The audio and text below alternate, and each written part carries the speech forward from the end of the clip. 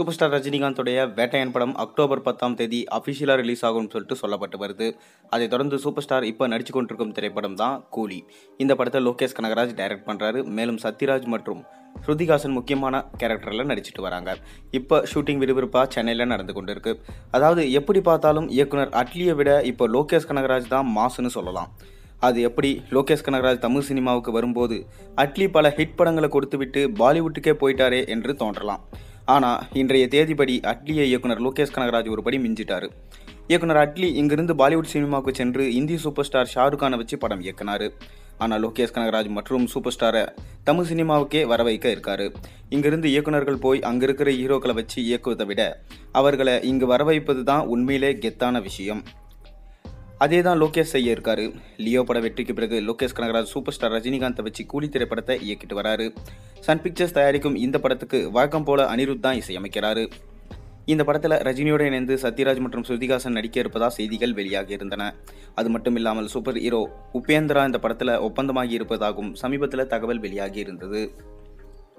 படத்தோட ஃபோட்டோ ஷூட்கள் கடந்த ஜூலை மாதம் நடந்து முடிஞ்சது. ரஜினிக்கு வெயிட்டான ஒரு வில்லனா நடிக்க வைக்க லோகேஷ் கனகராஜ் முடிவெடுத்திருக்காரு. இதற்காக அவர் தேர்ந்தெடுத்திருப்பது பாலிவுட்டின் புகழ்பெற்ற நடிகர் அமீர் கான். தற்போது படத்தின் கதை பற்றியும் அவருடைய கேரக்டர் பற்றியும் லோகேஷ் கனகராஜ் பேச்சுவார்த்தையில் ஈடுபட்டிருப்பதா தெரியுது. கண்டிப்பாக ரஜினியுடன் பணிபுரிய பாலிவுட் நடிகர் அமீர் கான் நோ சொல்ல மாட்டார் எனவும் சொல்லப்பட்டு வருது.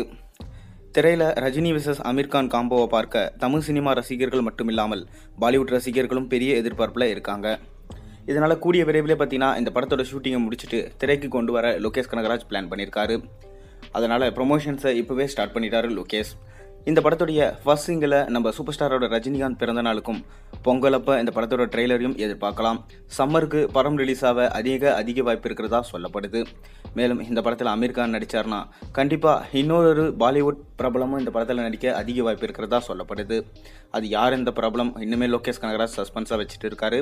மேலும் அமீர் கான் இந்த படத்தில் மெயின் வில்லனாக இருந்தார்னா கூட சைட் வில்லன்ஸ் யாரெல்லாம் நடிக்க போகிறாங்க, என்னென்ன கேரக்டர்ஸில் யார் நடிக்க போகிறாங்க, மேலும் என்னென்ன சஸ்பென்சஸ் இந்த படத்தில் வச்சிருக்க போகிறாருன்னு வெயிட் பண்ணி தான் பார்க்கணும்.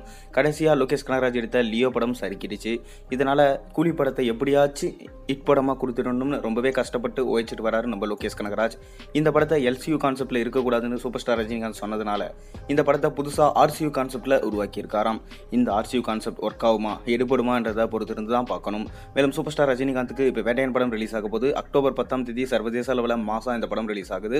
அதை தொடர்ந்து இந்த படத்தோட இருந்த கங்குவா படத்தோட ரிலீஸ் தேதியை மாற்றலாம் சொல்லிட்டு பேச்சுவார்த்தைகள் ஈடுபட்டு இருக்காங்களாம்.